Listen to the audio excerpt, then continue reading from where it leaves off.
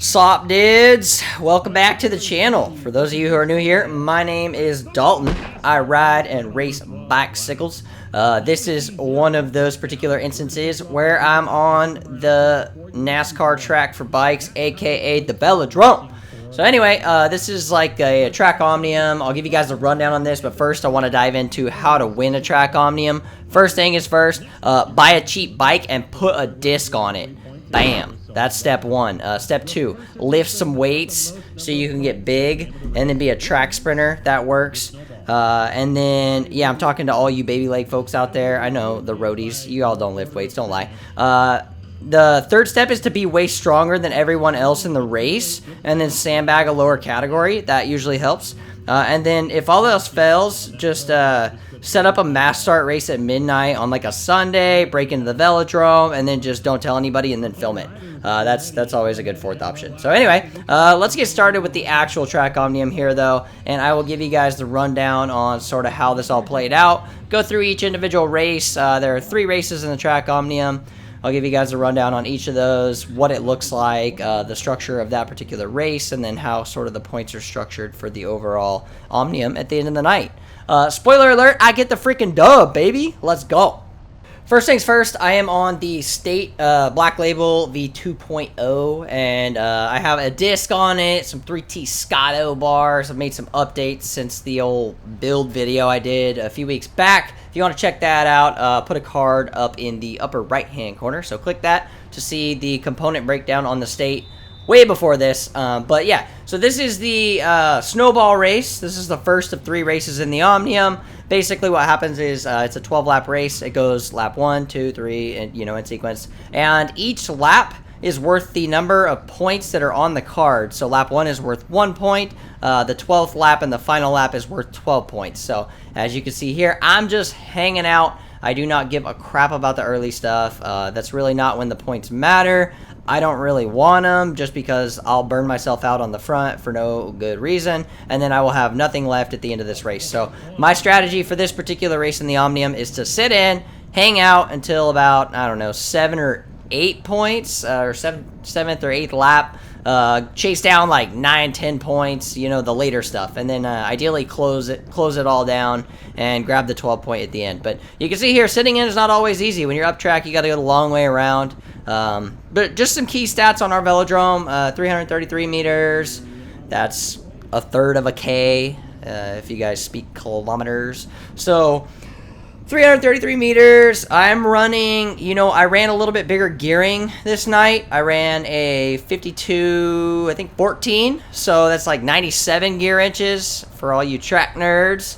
Yeah, and it allowed me just a lot more control over like small attacks and accelerations. I know smaller gear allows you to spin up quicker, but for me, I found that I can put down more power when I'm able to just slightly pop out of the saddle, slam a few hard pedal strokes on a bigger gear, and then get up to speed and settle into like a good cadence at like 110 RPMs. I start spinning out at like 130, 140 RPMs. I've spun 150 on the track before, but it's not comfortable. So, like I said, just chilling out in the pack here, freeloading a little bit. I'm taking a long way around, but it's not too fast yet. Oh, speaking of not being too fast, sorry about the data, guys. I really wanted to overlay it on here, but my GPS was being like fully insane. So when I tried to like overlay the data on top of this race, it was putting me everywhere. The power numbers were just way off, but I promise you, I did do 869 watts for 30 seconds, and I believe that was later in like the later races. But yeah, you'll see how this one shakes out. So a few different people have taken the early points, which is a good thing for me. I want to definitely pay attention to who's getting points, because if one guy is sitting on the front setting tempo and he's just racking up everything, that is dangerous, right? Because points will compound, and if they get 12, 13, 14 points, and then I say I only get the last lap and grab the 12-pointer, well, I'm going to be in trouble, right? I'm not going to win the race. So the general idea here is that you want to get the late race points, but you also want to make sure that you have the gas to do it. and then at the same time you want to make sure that nobody's just sitting on the front stockpiling. So what has been good about this race so far, if you've been watching, is you've noticed there have been a few different people rotating through, and a few different individuals have gotten points thus far. Same thing's happening here. You can see Ted and Darren are going for these ones, and let's check out what lap we're on here. Oh, missed the card completely. But yeah, I think this is like lap 6 or 7. You can see I'm going to start to make my move here, and this is where I really want to start to get points. So this guy comes up track, I pull with him, and then I'm not just going to like pull through casually. So I go ahead and I just kind of attack around this move, come back down to the pull lane, which is the sprinter's lane. For those of you who are not familiar, that's between the white and red line here that you see on the track. A lot of tracks it's black, but here in San Diego it's white. So they both pull up track, and I'm like, all right, I'm going to roll this and go try and snag the points. So I think Darren grabbed those ones and then immediately went up track. I'm just going to attack through that, and hopefully I can keep rolling. And I think this is the 9-point lap. Darren tries to come around me. I step on the gas. I'm like, all right, I can't let him snake these points because we're getting pretty late in the race. Boom. That was the 9-pointer, I believe. And now I take a peek back. I was going to come up track and slow down and slot back in, but I realized I've got a gap. So I'm like, okay, I'm just going to stick with it here. And now I've got enough track behind me, in between me and the main group, that I can basically just give this a little acceleration here. And I'm going to go chase down the 10-pointer also. And you can see Josh is yelling at me. He's letting me know what's going on behind me, which is really good. Darren's chasing me down. That was a 10-pointer. Boom. So at this point, I picked up the 9-pointer, snaked that in the last lap, and then took the 10-pointer. Now I realize Darren is actually catching up to me. So I come up track, and I'm like, all right, I've got him up track of me. He's on my hip. He has to go the long way around, and I'm on a pretty big gear, so I know I can sprint a little bit later. Once I just stomp on it, and boom, there I go again. I use the track's momentum, come from the top, up by the boards a little bit, down into the pull lane, lock down 11. So now I've got 10, 11, and 9. So I'm sitting pretty good here. I've got 30 points in the race, and then once again I've got a gap. So I don't have to go too hard. I've got the race pretty much locked up. Nobody can contend it, even if they grab the 12 points. So I'm just coasting the line here, and funny enough, nobody really contests it, so I just give it a little bit of juice there. And I'm going to cross the line, snag the 12 also, take down 42 points for myself. And so yeah, I walked away with the win in the Snowball. And so now we're going to jump to the next race. All right, folks, here we go. Race number 2 of the night. So this is an elimination race. Now, for those of you who might be familiar with track racing in general, you're probably familiar with this already. But the general idea is they eliminate somebody from the back of the pack every single lap in this instance. Now, basically everybody groups up, you're in the peloton, and there are a few different strategies to riding this. The idea is you don't want to be last across the line any particular lap, no matter what. So the general idea is you can either just play the Glenn card where he's up front and he's just chilling up there by himself, or you can do what I'm going to do, which is sort of hang out like second or third wheel, and then you want to box the rider on your left that's in the pull lane so they can't get up and around the rider in front of them. So an elimination race, it differs from sort of a missing out, which is sort of something that is also pretty common on a lot of tracks now. A missing out would basically, you're also pulling a rider every single lap, and you, after you get down to, say, 3 riders, you have 1 neutral lap, and then they ring the bell, and it's an all-out sprint for 1 lap. Well, elimination is different. You go all the way down to just 2 riders left, and it becomes just straight-up match sprint.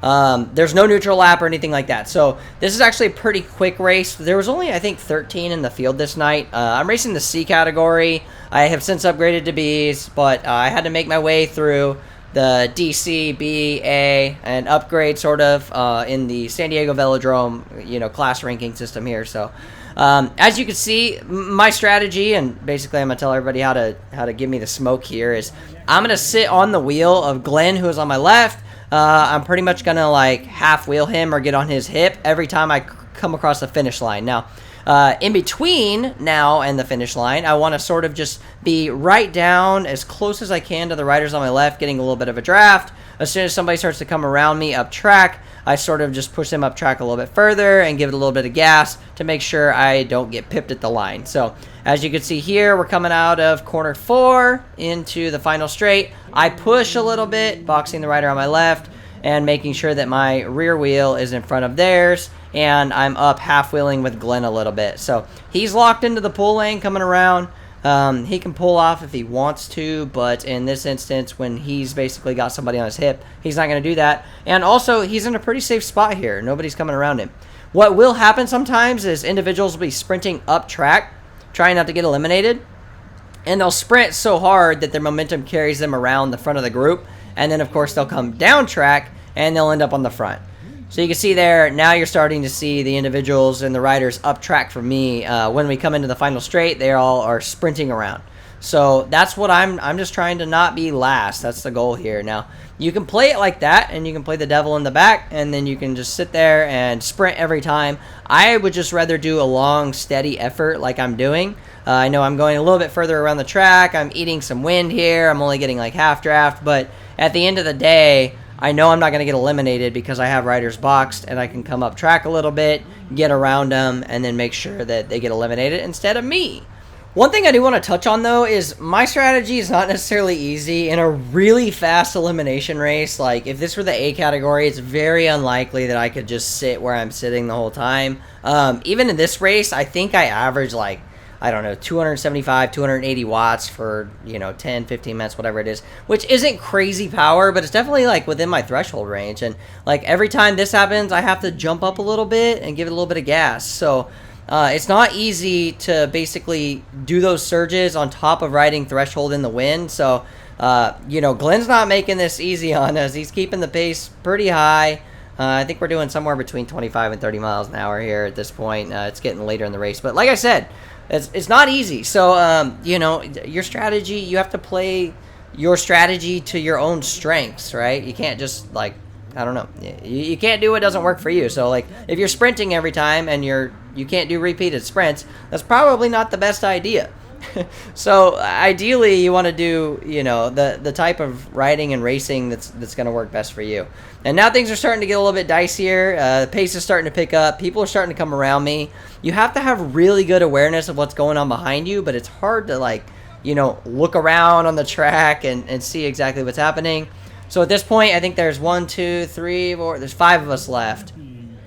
So I made sure that time that I got around Glenn just in case any other riders had come up track and I didn't realize it. And so now I want Glenn to still be on the front setting tempo, but it looks like the race is just getting a little too fast for it. And so I finally just decide, okay, I guess I'm going to lead this thing out, and I'm going to take the pull lane and set my own tempo.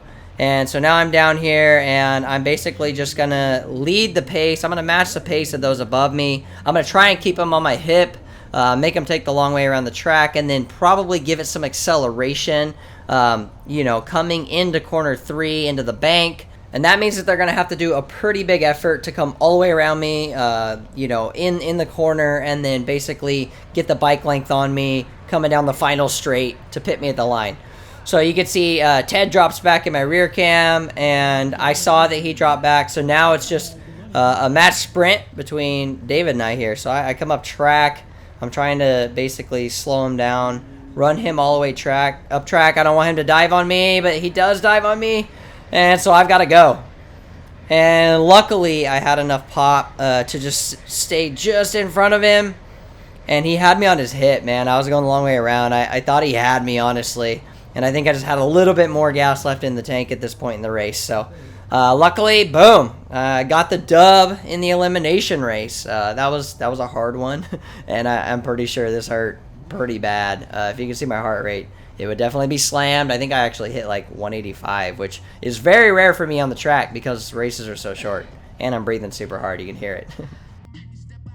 Alright folks, so we have jumped forward here to the last race of the night. This is a 6-kilometer scratch race, and just for those of you who are not familiar, once again, a scratch race is basically just a crit on the track. So there are attempted breakaways, there are attacks, there is a final sprint.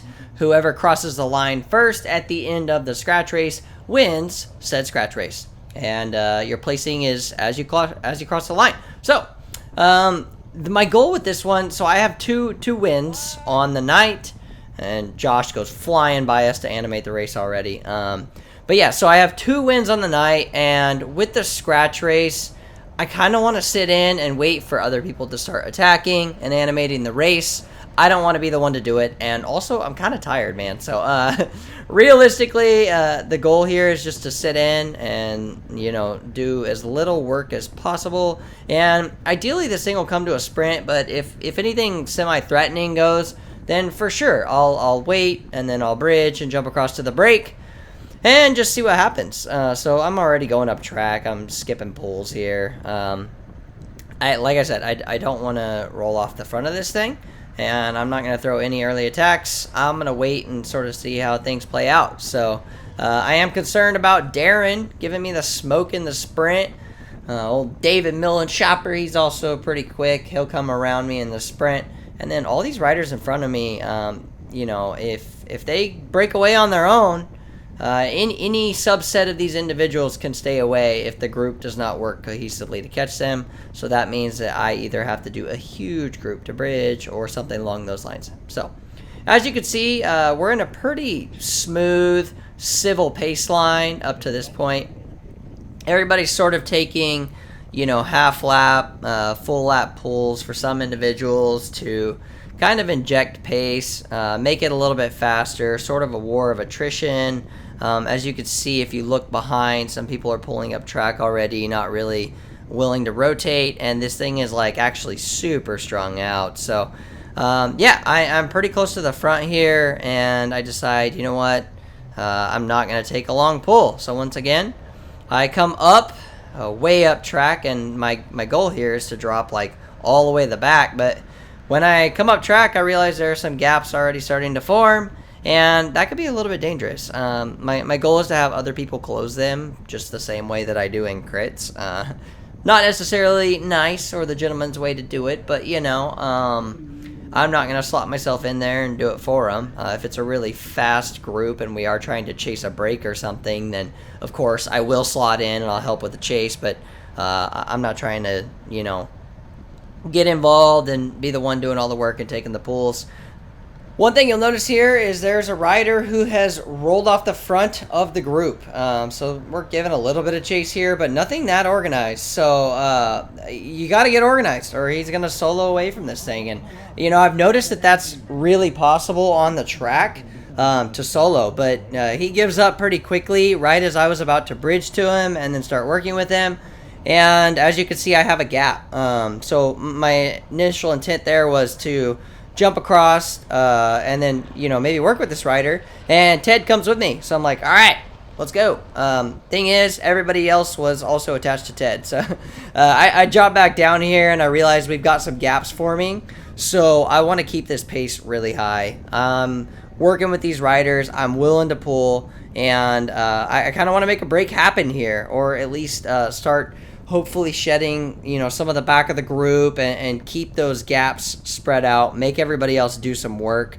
And if the front of this race can stay fast, I know everybody will work. So you can see, take a baby pull there, because I do realize that everything starts to get patched back up. Come up track, see what's going on. And the riders are going to come underneath me here, inject a little bit of pace again. And so now I'm realizing that we're getting, you know, we're really starting to do some damage on the field. So you're going to hear me yell here.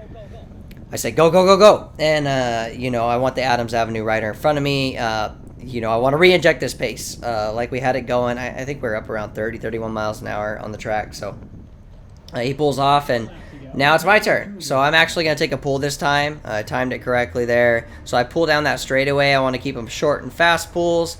And then I also, you know, when I pull off, something that I'm always thinking about and always trying to do is pull off coming into the banking.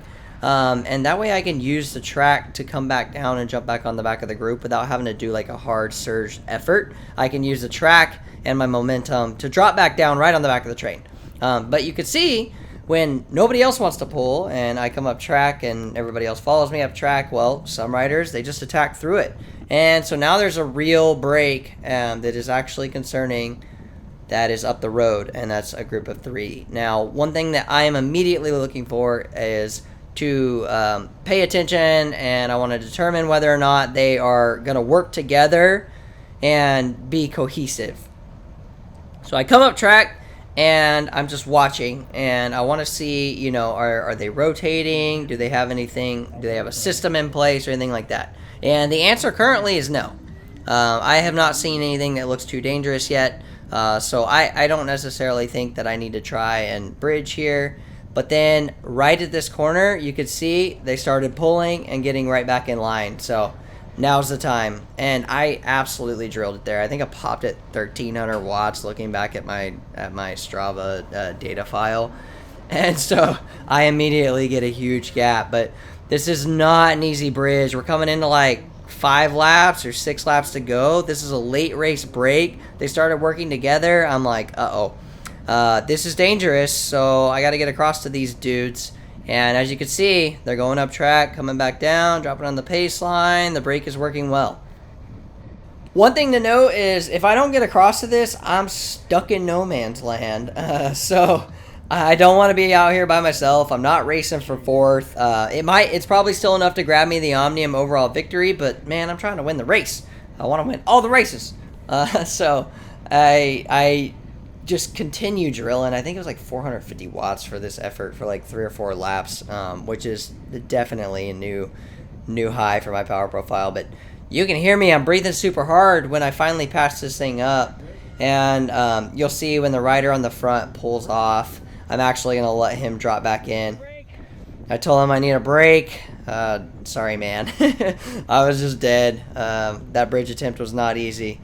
So yeah, I'm in the break now. And I'm willing to pull through. Everybody's taking half lap pulls here, which is nice and smooth for a break. But if you look behind us, Ted is just doing the hero pull, chasing us down. And he's an SDBC rider. He's got the disc on and the colorful, super cool wheels.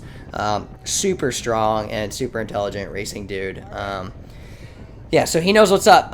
But we are caught by what is left of the group here. And so now that I realize that and the riders behind me, they told me we're caught. We'll slow it down a little bit.